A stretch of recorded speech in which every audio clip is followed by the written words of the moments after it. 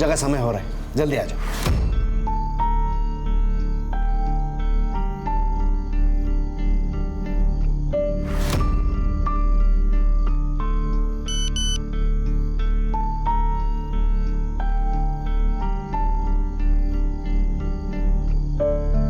नितिन, बेटा चल, पूजा का समय हो गया है।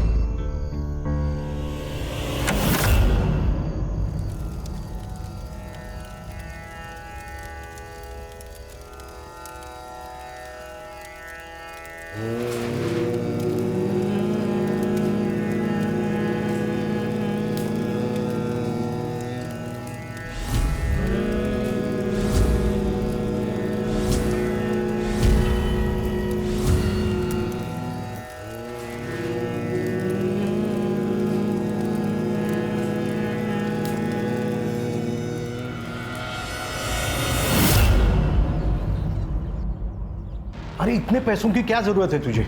सब कुछ तो है तेरे पास, घर, जमीन, पैसा। फिर इन्वेस्टमेंट है यार विश्वजीत, मेरी बात मान, ये ना बाद में दुगना फायदा करके देगी। अरे 65 लाख रुपए उठा चुका है तू मार्केट से, कैसे लौटाएगा? कुछ सोचा है? उससे ज्यादा लौटाऊंगा, सूद समेत। आपकी बात संभाले यार प्लीज, बड़ी जरूरत है। अरे पापा लेकिन लोगों की पड़ी है तुझे, दोस्त हो यार मैं तेरा। अरे दोस्त है इसीलिए तो बोल रहा हूँ। 4 साल से 1 रुपया नहीं दिया तूने, मुझे भी जवाब देना पड़ता ना यार। ठीक है, ये ले दीपक के गहने रख। अरे लेकिन वही नहीं, सिक्योरिटी समझ कर रख ले, 50 लाख के है तो रख ना, कुछ भी करके पैसों का इंतजाम कर। ठीक है, मैं बात करता हूँ फाइनेंसर से, लेकिन इंटरेस्ट जरा। मैं हूं ना, चिंता मत कर दूंगा, लेकिन पैसे की।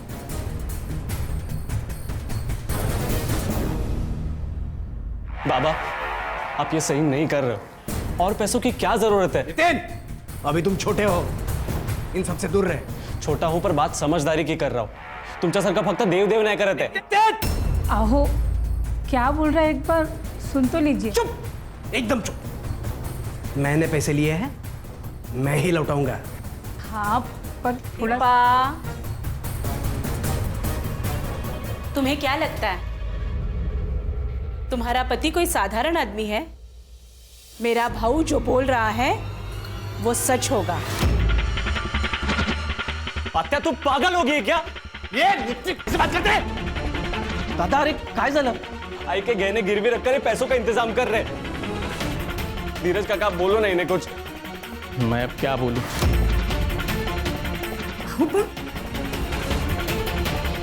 ठीक है, करा काय करायचं ते, बेच दो सब, बर्बाद कर दो सब। पूरे परिवार का विश्वास होना बहुत जरूरी है। हम सबको एक साथ रहना होगा, यही हमारी ताकत है।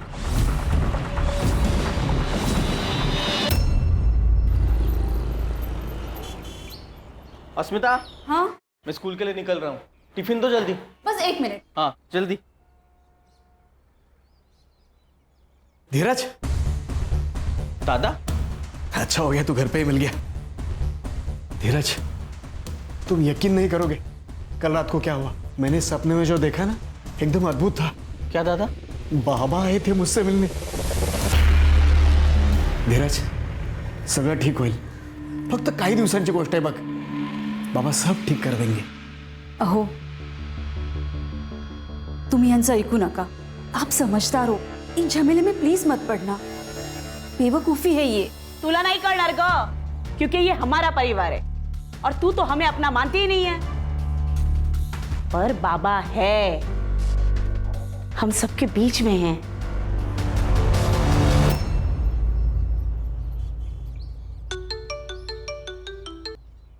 अरे किती वेळा फोन करतोस रे? अरे आजी बाजूलाच होती। तू ये दुनियादारी है ना, मुझे मत सिखा, समझी? मैं तेरे और तेरी फैमिली के तिकड़म सब जानता हूँ। सुन, अगर तू पुनावाड़ी नहीं आई तो मैं तेरी फैमिली को देख लूंगा। तू जानती है ना मुझे। मैं भी आना चाहती हूँ वहाँ, लेकिन नहीं आ सकती। और तू बार बार मुझे फोन मत किया करा, अजी कभी भी आ सकती है यार। मैं कितनी बार तुमसे क्या रे हलकट, एक बार समझाया तो समझ में नहीं आता? मिताली से दूर रहना, उसे फिर से फोन नहीं करना, आणि जर फोन केलास ना तो उलटा लटकून मिरचीची धुरी देईन तुला, समजलं?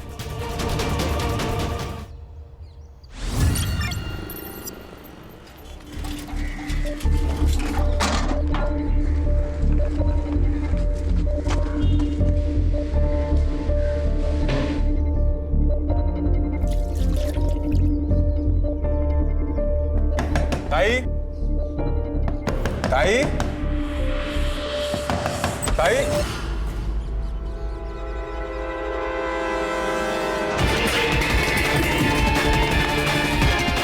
दादा लवकर या लवकर या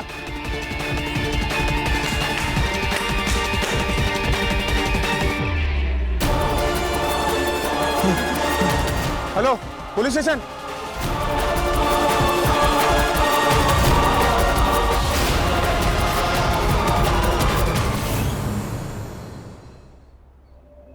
ओके दादा, सोच के बताता हूँ।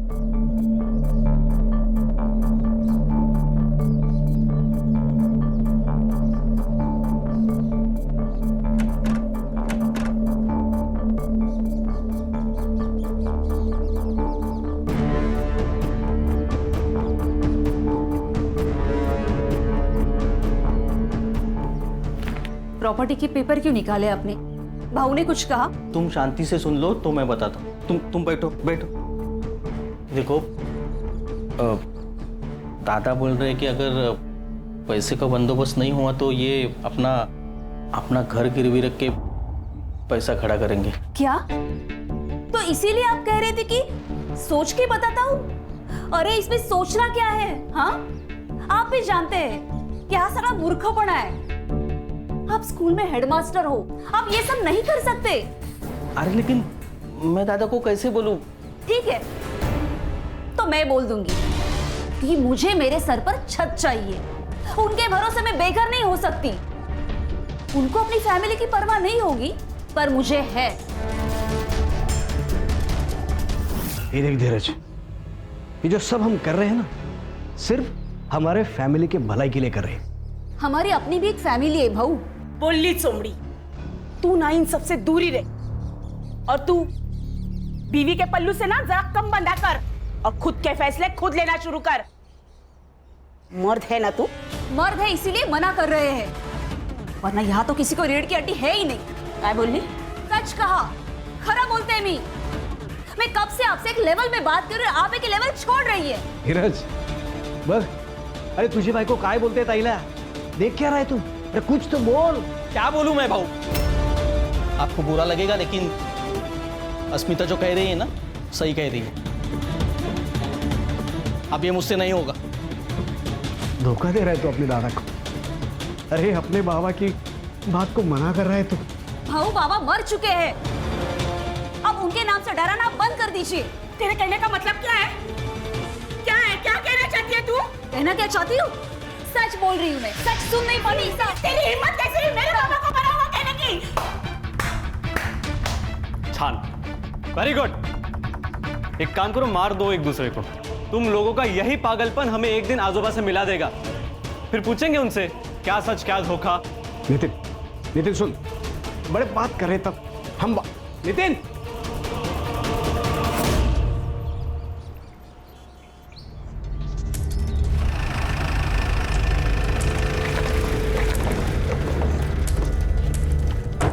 चल चुपचाप जाके अंदर बैठ। ये जाके अपनी बहन को बोल। अब ज्यादा बात की ना तो यही पिटूंगी।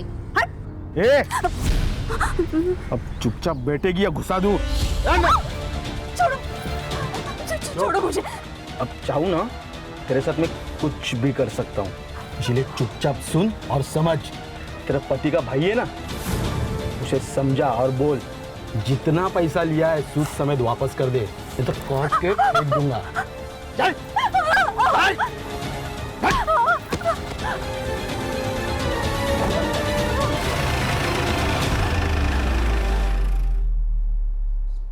अब बस हो गया दादा, आज मैं चुप नहीं बैठूंगा। दादा, अस्मिता को बीच सड़क रोका, उसे बदनाम किया, उसके ऊपर हाथ। दादा, अस्मिता बीवी है मेरी। जरूर कुछ गलतफहमी हुई होगी। मैं विश्वजीत से बात करता हूँ। शांत हो जाओ, कुछ नहीं होगा। कुछ नहीं होगा मतलब? अब होने को बाकी क्या है? दादा कल घर में घुस के हमें मार डालेंगे, उसके बाद मैं रिएक्ट करूं? ऐसा कुछ नहीं होगा, शांत हो जा। हाँ शांत रहो। कल हम अगर मर भी गए ना तो भी शांत रहेंगे। आप खुद के लिए हमारी जिंदगी खतरे में डालना बंद कर दीजिए बाबू। मैं आपके आगे हाथ जोड़ती हूँ। अस्मिता तू शांत हो जा, हम सब तेरे साथ है। इसी बात का तो डर है ताई कि आप सब साथ हो। इस सब से बाहर निकलने का अब एक ही रास्ता है। आओ इधर। अरे धीरज क्या करते हो? धीरज अरे कहाँ जा रहा है तू? धीरज क्या कर रहा है धीरज क्या कर रहा है? क्या क्या? दादा ये जमीन बेच डालते हैं, सारा प्रॉब्लम ही सॉल्व हो जाएगा। धीरज, बोलने से पहले एक बार सोच लिया कर। विसरलास, ये जमीन बाबा ने आई के नाम पर ली थी। तुझे पता है ना, बाबा की अस्थियां भी यहीं पर है। आई जरा प्रैक्टिकल बोला कर, ऐसे इमोशनल बातों से ना बैंक अकाउंट नहीं भरता। फिर तू भी सुन ले, ये जमीन नहीं बिकेगी। अहो हे नाही ऐकणार, अब हमें ही कुछ करना होगा। दादा आपकी इज्जत करता हूँ इसके लिए चूक हूँ, लेकिन मेरी इज्जत के ऊपर या मेरी फैमिली के ऊपर कोई भी आ चाहिए ना तो भूल जाऊंगा हमारे बीच कोई रिलेशन है। चल अस्मिता।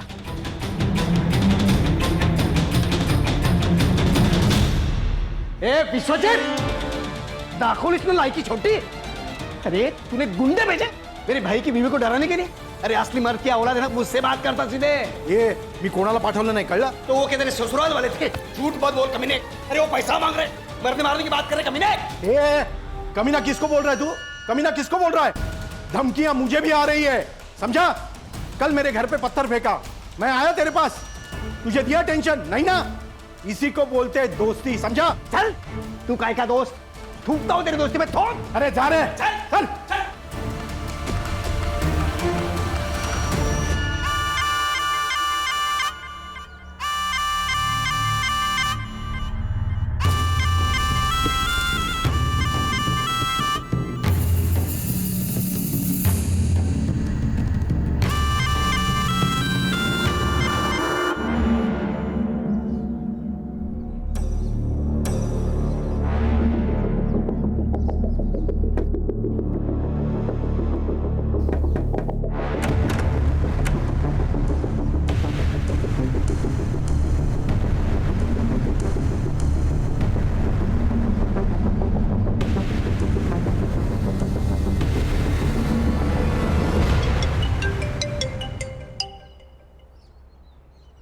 हाँ हेलो आई, कैसी है तू? मैं ठीक हूँ बेटा। अच्छा आई, एक काम करो, तुम मिताली को लेकर 2-3 दिन के लिए पुनावाड़ी आ जाओ। अरे वहाँ जो कुछ हुआ वो जानते हुए भी? हाँ आई, मिताली की चिंता मत करो, मैं सब संभाल लूंगा। ठीक है बेटा, आम्ही उद्याच निघतो। हाँ ठीक है।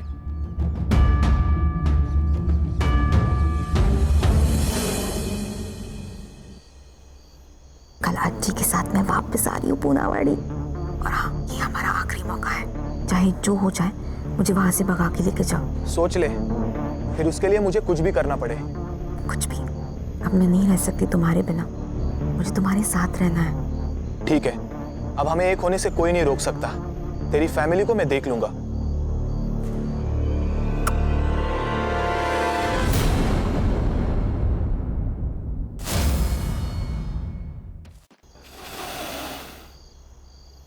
आई, पूजा का समय हो रहा है, जल्दी आ जाओ। नितिन, बेटा चल, पूजा का समय हो गया है।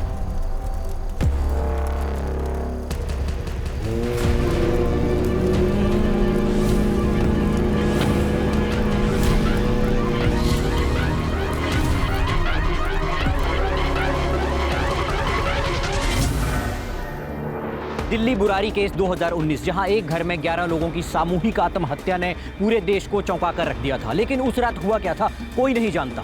हमारा देश इस घटना को अभी तक भूल नहीं पाया है। और आज यहाँ सतारा में एक ही परिवार के 6 लोगों के शव एक ही घर में मिले हैं। क्या ये बुरारी 2.0 केस है? आखिर क्या हुआ डॉक्टर सुधीर और उनकी फैमिली के साथ? केस की सेंसिटिविटी को देखते हुए ये केस एसआईटी की टीम को सौंप दिया गया है। तो आप देख सकते हैं। सर क्या लगता है आपको? सर क्या लगता है आपको ये? सर क्या लगता है आपको ये एक सुसाइड है? लगता है वो अंदर जाके देखने के बाद मुझे लगेगा, फिर वो लगने के बाद मैं आपको बताऊंगा। लेकिन सर आपकी थ्योरी के हिसाब से कुछ तो सर पता चला होगा कि मर्डर हुआ है। सर चलो जैन सर, जी PSI Vighnesh Gadkari, Punawadi police station. Sir ये वेटरनरी डॉक्टर सुधीर का घर है। सर ये डॉक्टर सुधीर है और ये है इनकी माँ सुमति।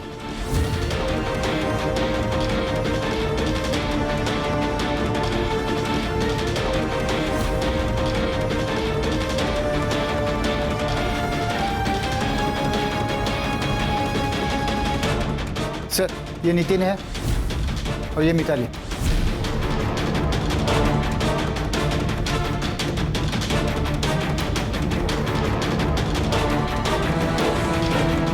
सर ये प्रमिला है, डॉक्टर साहब की बड़ी बहन।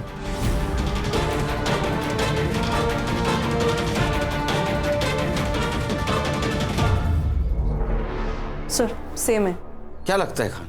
सर अजीब लग रहा है, इनकी मौत हुई है ऐसे लगता ही नहीं, ऐसे लगता है कि ये सोए हुए हैं और कभी भी जाग सकते हैं। सर एक ही साथ पूरी फैमिली का खत्म हो जाना मतलब दिस इज। ये मीडिया वाले हैं ना, इस केस को दिल्ली के बुरारी केस से जोड़ रहे हैं सर। बुरारी 2.0 ऐसे कह रहे हैं सर, और मुझे भी यही लगता है। गडकरी, तुम्हारे और मेरे सोचने से कुछ नहीं होता, उससे केस नहीं बनती, समझे? उसके लिए सच्चाई सामने लानी पड़ती, प्रूफ ढूंढना पड़ता है, और ये काम मीडिया नहीं हम लोग करते हैं। Sorry sir.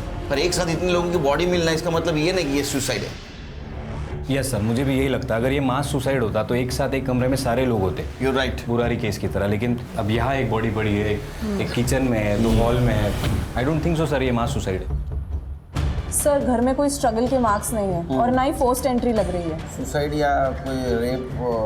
नहीं सर, लेकिन कुछ बॉडीज के पास वॉमिट के निशान है। सर देखने पर तो ये सुसाइड ही लग रहा है। नहीं, मुझे नहीं लगता सुसाइड है, क्योंकि फ्रिज में खाने का सामान, वॉशिंग मशीन में कपड़े हैं धोने के लिए, ये इधर दूध का बर्तन रखा है। इतनी सारी तैयारी करके कोई सुसाइड नहीं करेगा। सर बैक डोर ओपन है। हो सकता है मारने वाला पीछे के दरवाजे से भागा हो सकता है। सर हर बॉडी के पास ग्लास भी मिले हैं सर, मगर उसमें दूध वगैरह नहीं मिला है सर। सारे ग्लासेस फॉरेंसिक को भेज दो और रिपोर्ट चाहिए बोलना जल्द से जल्द। ये डॉक्टर सुधीर, इसके कनेक्शन में कोई है जिससे बात कर सके? हाँ सर, डॉक्टर साहब का एक भाई है धीरज, यहाँ के स्कूल में हेडमास्टर है सर।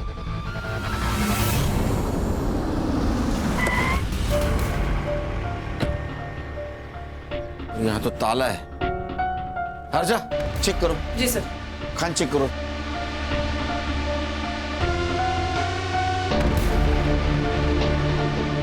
कौन कौन रहता है यहाँ? सर धीरज, उसकी पत्नी और उसका 12 साल का बेटा रहता है यहाँ पर। सर सारी खिड़कियां अंदर से बंद है। इनको नंबर देना, धीरज और उसकी पत्नी का। चेक करो खान। सर ये खिड़कियां भी अंदर से लॉक्ड है। तो क्या छोटे भाई नहीं बड़े भाई की हत्या कर दी, या फिर ये केस भी दिल्ली के बुरारी कांड की तरह ही एक मास सुसाइड का केस है? पुलिस को इस बारे में कोई जानकारी नहीं मिली है और हम आपको इस केस की अपडेट पल पल देते रहेंगे। हर्षा सर पता करो इनके बारे में किसी को पता है क्या? जी सर। सर मेरा नाम नरेश है, यहाँ पास में ही मेरी डेयरी है। सुबह 4:30 के आसपास मैंने यहाँ से सुधीर साहब की गाड़ी जाते हुए देखी। तुम्हें कैसे मालूम है डॉक्टर सुधीर की गाड़ी है? पूनावाड़ी में 2 ही गाड़ी है, एक गांव के प्रेसिडेंट की और एक डॉक्टर साहब की। गाड़ी में कौन कौन था? इतना देख नहीं पाया सर। जा एक काम करो खान, गांव के आसपास के रोड पे सीसीटीवी के देखो, उसका फुटेज कलेक्ट करो, गाड़ी को ट्रेस करो। हो सकता है ये धीरज ने सुधीर की फैमिली का मर्डर किया और खुद के फैमिली को लेके भाग गया हो। नहीं नहीं, इतने जल्दी कंक्लूजन पे नहीं आ सकते खान, बहुत सेंसिटिव केस है, संभल के कदम रखना होगा। Yes sir. सर दोनों भाइयों के बीच कुछ पंगा तो जरूर था, और पिछले हफ्ते तो बहुत झगड़ा भी हुआ था। किस बात को लेके झगड़ा हुआ?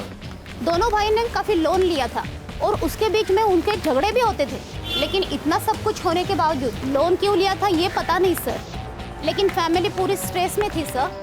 अस्मिता ने खुद मुझे बताया था। हर्षा इनका नंबर और एड्रेस लेना। खान ये फैमिली तो वेल टू डू थी, तो इनको पैसों की इतनी क्या जरूरत पड़ी? धीरज और उसकी वाइफ दोनों का सर्च वारंट निकालो। सर ये धीरज और उसकी वाइफ अस्मिता दोनों को कॉल कर रहा था, दोनों के फोन स्विच ऑफ आ रहे हैं, और उनका वो 12 साल का लड़का है ध्रुव, तो मुझे लगता नहीं इतने छोटे लड़के के पास मोबाइल होगा। संग्राम है। हाँ बोल। सर सुधीर के पॉकेट में सुसाइड नोट मिला है। क्या? नरेंद्र भोसले, विनोद शर्मा, केशव पवार, ये ऐसे 12 लोगों के नाम है। बाद में दूसरा पैराग्राफ है जो सुसाइड नोट है। उसमें वो लिखता है, मैंने इन 12 लोगों से उधार पैसे लिए हैं, हम पैसे चुका नहीं पा रहे हैं, इसीलिए हमें धमकियों के कॉल आ रहे हैं। अब हम थक चुके हैं, इसीलिए मैं और डॉक्टर सुधीर वाकोड़े अपने पूरे परिवार के साथ आत्महत्या कर रहा हूँ। ऊपर दिए गए नाम ही हमारे आत्महत्या के लिए जिम्मेदार है, डॉक्टर सुधीर वाकोड़े। सर ऐसे 2 पैराग्राफ है। हजम नहीं हो रहा है। सर ये केस तो क्लोज हो गया, सुसाइड है।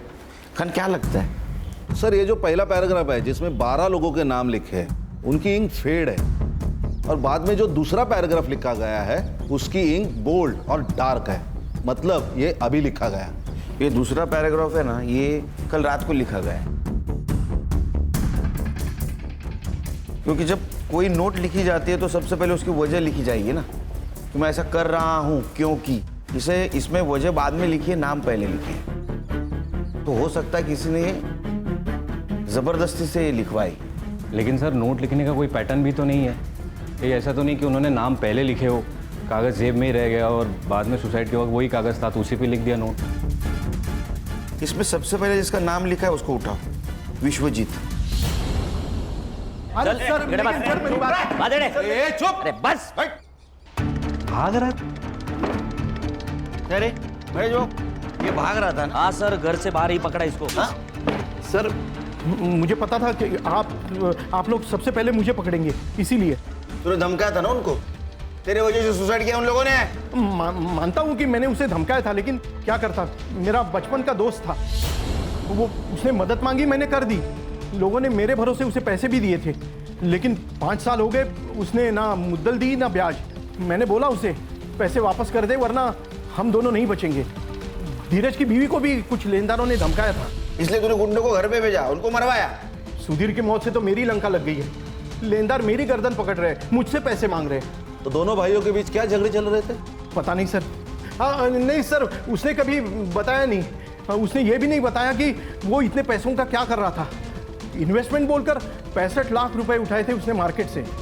इतने पैसे की क्या जरूरत थी उसे? पता नहीं सर, उसने पैसे मांगे और हमने दिए, लेकिन धीरज और उसकी बीवी ने उसे जान से मारने की धमकी दी थी।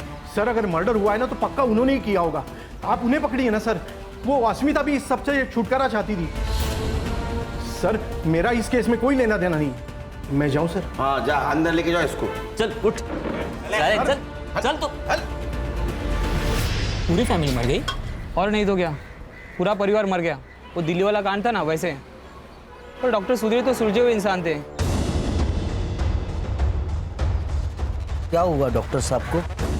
आप जानते हो उन्हें? हाँ, मेरी बिलोरी, मेरी नागिन का इलाज किया था ना उन्होंने। वो और उनकी फैमिली दोनों मर गए। जहर पी के उन्होंने सुसाइड कर लिया और उनका छोटा भाई धीरज भी गायब है।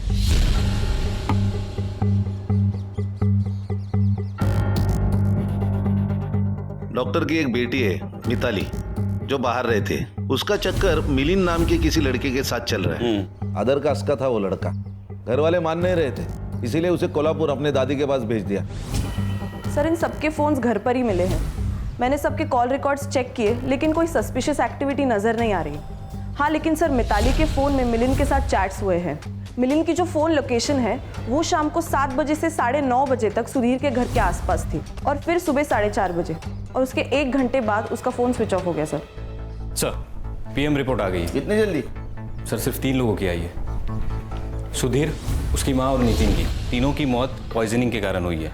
खान, वो जो ग्लास मिला हमें बॉडी के पास, उसकी रिपोर्ट आई? नहीं सर, लेकिन जल्दी आ जाएगी।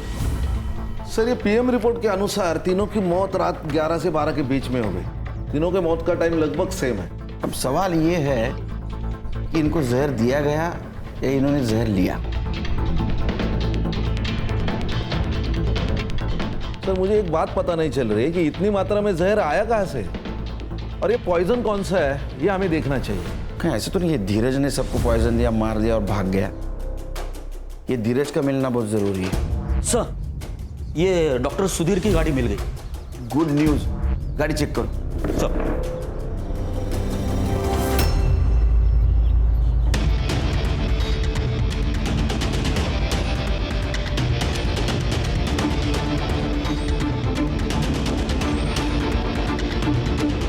सर। हाँ 1 मिनट, ये देखिए सर, ये किसी और गाड़ी के निशान है। मतलब ये धीरज अपने फैमिली को लेके अपने गाड़ी से यहाँ तक आया, बाद में दूसरे गाड़ी से चला गया ताकि उसके गाड़ी को हम ट्रेस ना कर सके। सर इस गाड़ी में कुछ नहीं मिला सर। फॉरेंसिक को बुला और देखो फिंगरप्रिंट्स मिलते हैं क्या। सीसीटीवी?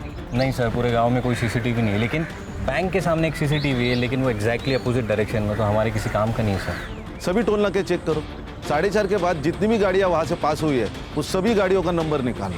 हाँ, और देखो कौन से गाड़ी में कोई दिख रहा है क्या।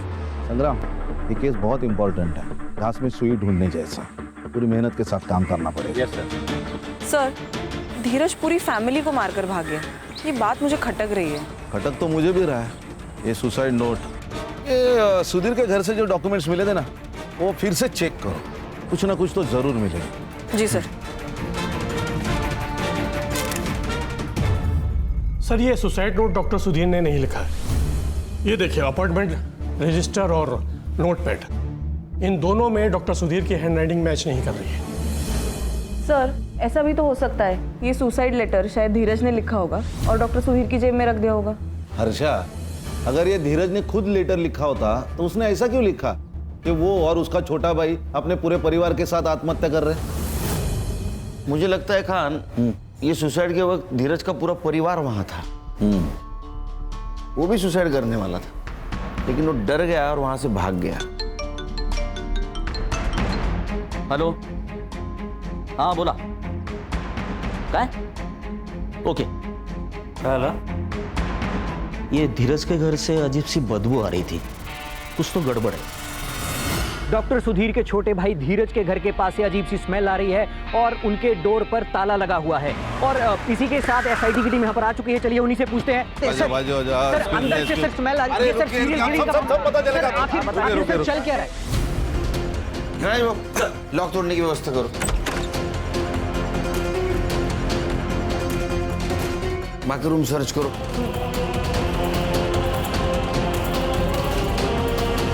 सर दोनों बॉडीज काफी डिकम्पोज हो चुकी है, लगता है इनकी मौत भी 19 तारीख को रात को ही हुई है। और सर सिमिलर लग रहा है, ये ग्लासेस, इन दोनों के फोन्स भी घर पे है और स्विच ऑफ भी है। सर लेटर में जो लिखा था यानी सही था, इन दोनों ने सुसाइड किए लेकिन अपने अपने घर पे। अब तो ये पुरानी केस जैसा ही लग रहा है सर। अरे संग्राम, बाहर से लॉक था, लॉक किसने किया? सर ये दूध वाले के हिसाब से सुबह 4:30 बजे सुधीर की गाड़ी यहाँ से गुजरी, लेकिन गाड़ी में कौन था? सुधीर की मौत रात को 11 बजे से 1 बजे के बीच में हुई, तो हो सकता है जिसने मर्डर किया उसने पहले सुधीर को मारा, फिर धीरज को मारा और 4:30 बजे दरवाजे को लॉक करके निकल गया। लेकिन सवाल अभी भी है कि गाड़ी में कौन था? उस लड़की का बॉयफ्रेंड मिलिंद हो सकता है सर। सर मिलिंद का नंबर ट्रेस पर है, जैसे ही उसका फोन स्विच ऑन होगा हमें उसका एग्जैक्ट एड्रेस मिल जाएगा। और सर पूछताछ में पता चला है कि ये धीरज और सुधीर ने मिलिंद को पिटवाया था, ये ऐसा तो नहीं कि उसने बदला लिया ऐसा। बॉडी को पोस्टमार्टम के लिए भेज दो। पीएम रिपोर्ट का क्या हुआ? सर कल तक मिल जाएगा। सर ये तीनों के रिपोर्ट बाकी के तीनों के रिपोर्ट की तरह ही है, ये तीनों को भी जहर देके मारा गया और इनका डेट टाइमिंग सुधीर, सुमति और नितिन के डेट टाइमिंग से मैच करता है, रात 11 से 12 के बीच। और सर टॉक्सिकोलॉजी की रिपोर्ट के अनुसार कोबरा वेनम पॉइजन यूज किया गया है, ग्लास पे जो ट्रेसेस मिले हैं वो भी इससे मैच करता है। सर ये मिलिंद का सेल ऑन हो गया, उठाओ उसको। और खान, गडकरी की मदद से इस एरिया में जितने भी सपेरे उन सबसे पूछताछ करो। Okay sir. सर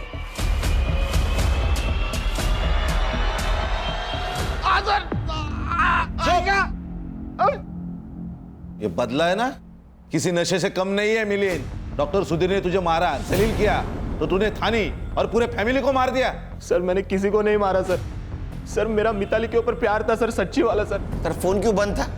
एमए के एग्जाम थी सर पुणे में, इसलिए मैंने मोबाइल ऑफ रखा था सर, मैं सच कह रहा हूँ सर। देख तेरा 19 तारीख को मोबाइल लोकेशन दिखा रहा है डॉक्टर सुधीर के घर के आसपास का, शाम को 7:30 बजे से लेकर 9 बजे तक का। सवेरे 4:30 बजे भी तेरा मोबाइल लोकेशन दिखा रहा है वहाँ। सर मैं था वहाँ पे सर, लेकिन मैंने कुछ नहीं किया। मैं और मिताली सर शादी करना चाहते थे सर, लेकिन सर उसकी पूरी फैमिली अगेंस्ट थी सर। मेरी हिम्मत कैसे हुई मेरी बेटी का हाथ मांगने की? हाथ चाहिए, देते हैं ना। ये चप्पल देखिए, ये कितनी भी खूबसूरत होगी ना तो भी इसे सर पर रखे चलने का रिवाज नहीं है। तेरी औकात भी उतनी ही है। अरे तेरी बिरादरी कहा, हमारी बिरादरी कहा, ये अंतर कभी मिटेगा नहीं।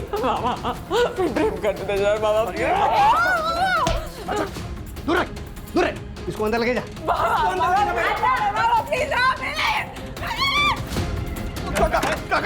मेरी बात तो सुन। देख, अगर अभी निकला नहीं ना, यही गाड़ दूंगा तुझे। किसी को इतना भी मत डराओ काका कि डर खत्म हो जाए। अब तो मिताली मेरी होकर रहेगी। सर उन्होंने मिताली को कोल्हापुर भेज दिया, लेकिन फिर भी हम कांटेक्ट में थे। उसने मुझे 18 तारीख को कॉल किया था सर, और कहा कि अगले दिन वो पूनावाड़ी आने वाली है। कल आजी के साथ मैं वापस आ रही हूँ पूनावाड़ी, और हाँ, ये हमारा आखिरी मौका है। चाहे जो हो जाए, मुझे वहां से भगा के लेके जाओ। हमने डिसाइड किया कि हम 19 तारीख को भाग जाएंगे। हमारे पास ये आखिरी चांस है। उसने 6:45 बजे मुझे कॉल किया था। जैसे ही पूजा खत्म हो जाएगी ना, मैं बैक डोर से एग्जिट ले लूंगी, ठीक है? ठीक है। फिर मैंने 9:30 तक वेट किया, उसका कॉल नहीं आया, इसलिए मैं घर चला गया। रात भर उसका कॉल नहीं आया, इसलिए मैं सुबह वापस उसके घर के पास गया। पिछला दरवाजा खुला था, इसलिए क्या हुआ देखने के लिए मैं अंदर गया तो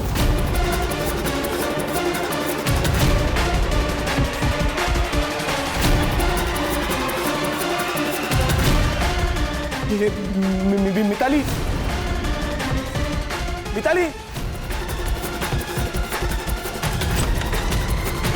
तूने कुछ किया नहीं तो पुणे क्यों भागा? पुलिस स्टेशन क्यों नहीं आया? सर आपको पता है सर, सीधा सीधा कुछ नहीं होता है सर। मेरे और मिताली के बारे में आपको पता चल जाता, सारा इल्जाम मुझ पे आ जाता सर। इधर आ। अगर तेरी बात झूठ निकली ना तो याद रख तेरे साथ क्या करेंगे।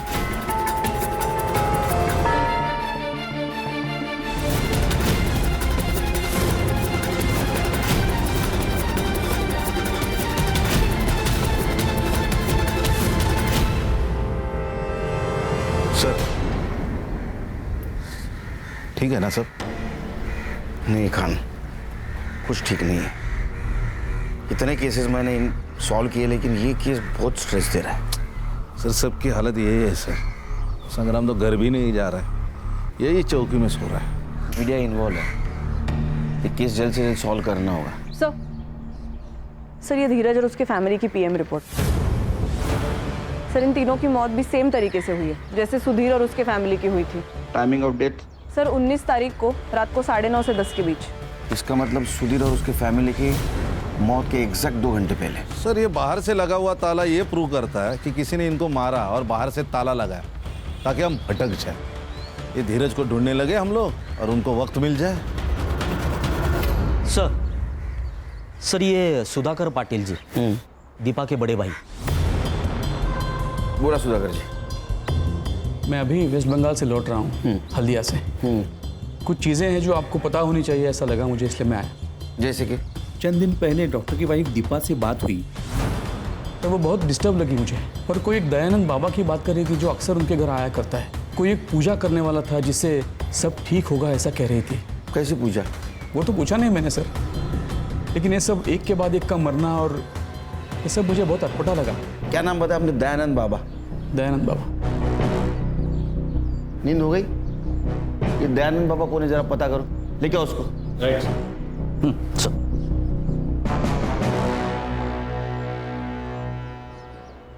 बाबा चलो। अरे मेरा ध्यान, बाकी का ध्यान ना पुलिस स्टेशन में करेंगे। Police station? सेवा करना हमारा धर्म है। हमारा भी। मैं तो उस परिवार की मदद करना चाहता था। कैसी मदद?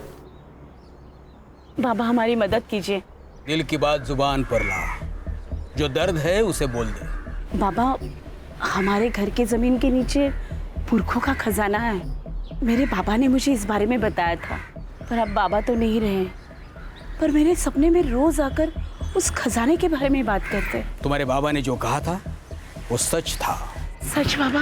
मैं सारी तंत्र विद्या दांव पर लगा दूंगा और तुम्हें ये खजाना दिलाकर ही रहूंगा। अच्छा, तो खजाना घर के नीचे?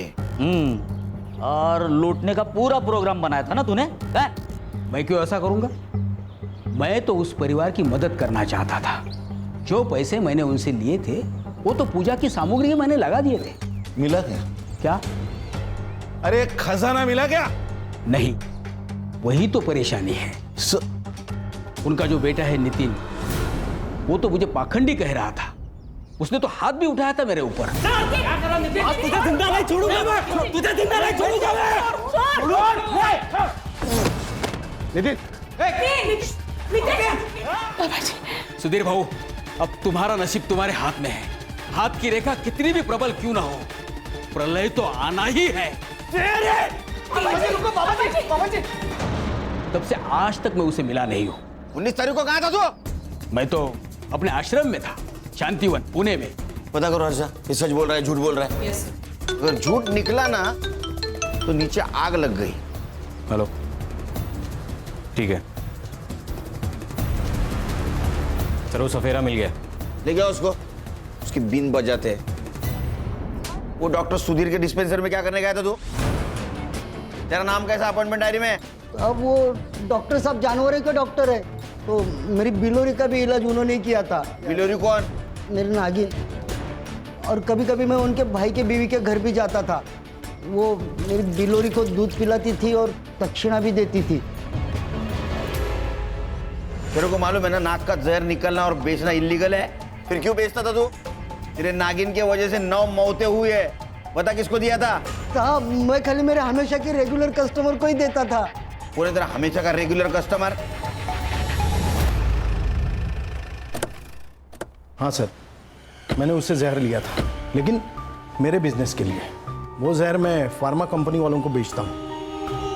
उन्हें गवर्नमेंट मॉनिटर्ड स्नेक फार्म से जो जहर मिलता है वो काफ़ी नहीं होता, इसलिए इलीगल तरीके से वो जहर बेचा जाता है। जिन फार्मा कंपनियों के साथ डील करता है उसके नाम और एड्रेस देते। हाँ जी। चार्जशीट बना, मर्डर केस में अंदर ले लो इसको। झूठ बोलना जितना गुनाह है उतना सच छुपाना भी गुनाह है। क्यों चलेला? अरे सर, लेकिन ये केस भूल-भुलैया है, सुसाइड नहीं है, लेकिन मर्डर के क्लू भी नहीं है।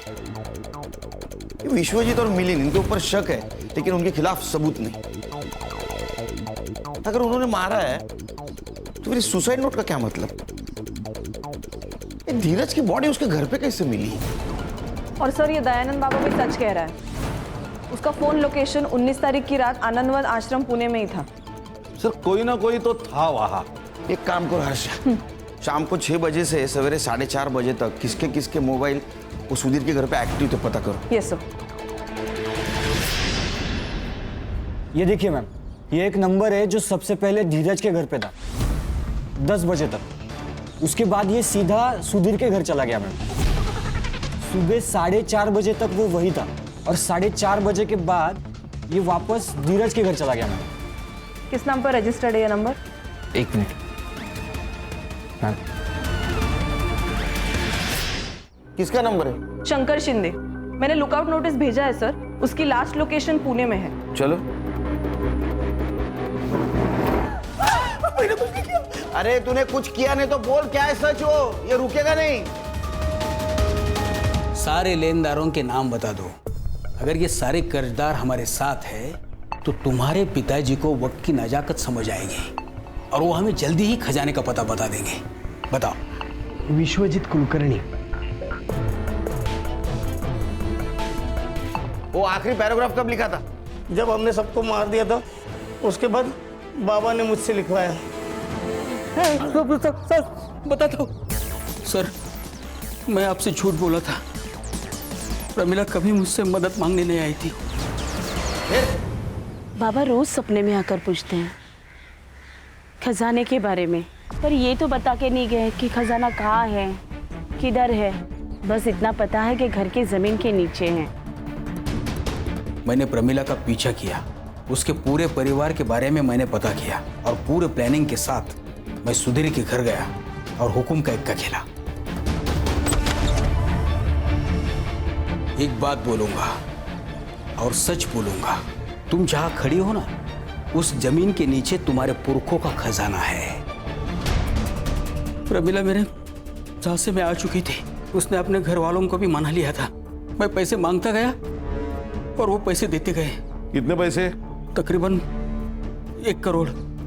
और भी मिल सकते थे, लेकिन उनका विश्वास डगमगाने लगा तो मैंने उनको उनके घर के पीछे लेके गया यहाँ खोदो।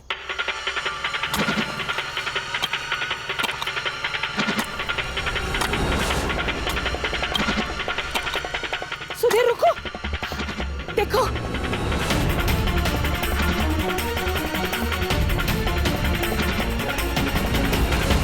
देखो ये सोने के सिक्के।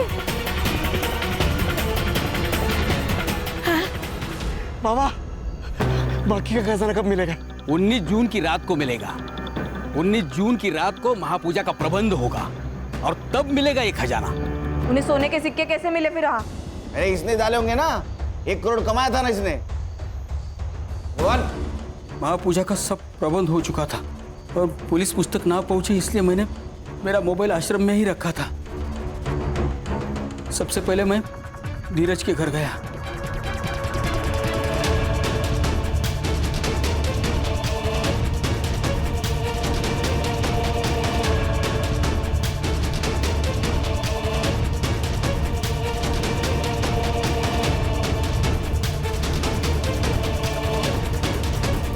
उसको जहर पिलाकर उसका घर लॉक कर मैं सुधीर के घर आया।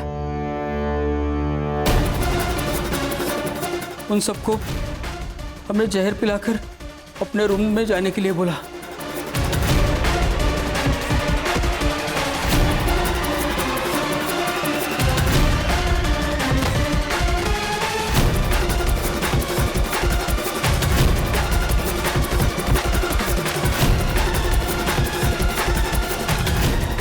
और वो जहर के ग्लास उनके पास रख दिए।